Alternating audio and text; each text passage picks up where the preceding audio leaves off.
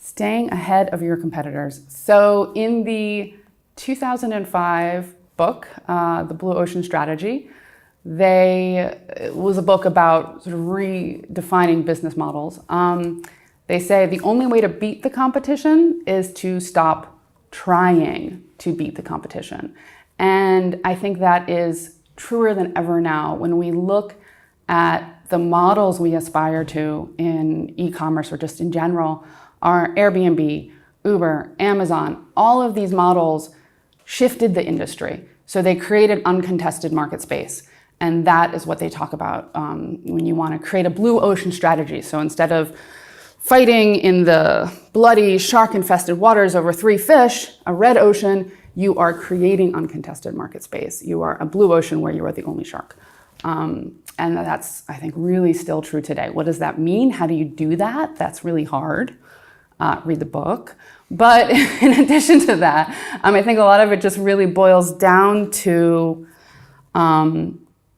understanding your customers in a way that is not just looking at the competition. So you're not just looking at the competition, you're looking at your customers' alternatives. So if you're a wine company, you're not just looking at what the wine companies are doing, you're looking at what the beer companies are doing, you're looking at what the cocktail companies are doing, you're looking at what the soda companies are doing.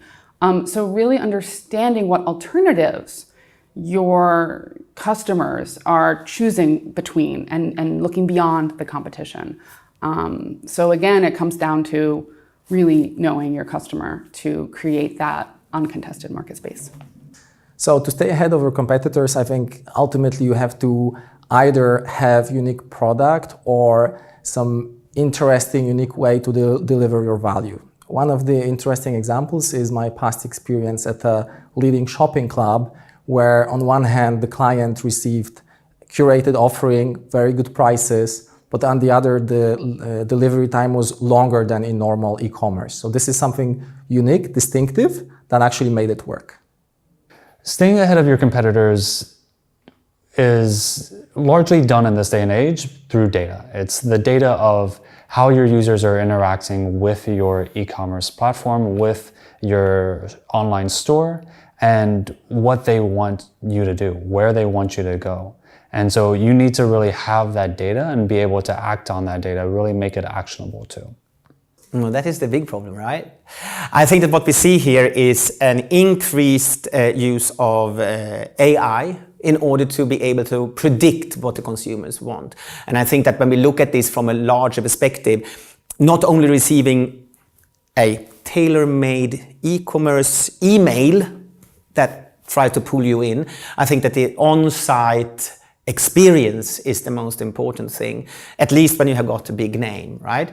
You need to be able to provide your customers with correct information, and it needs to be as accurate as possible, and you need to make it possible for your consumers to make an educated decision about what they want to buy and why. And if you can't do that, you're going to lose. You're definitely going to lose, and lose big time.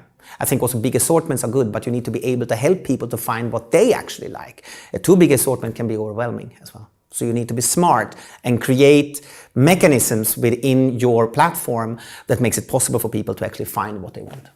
I think it's all around the customer experience. I'm completely convinced that customer experience is everything. In a world where all the goods are basically available to all suppliers in one way or the other, and they're available next day usually, and prices can be compared.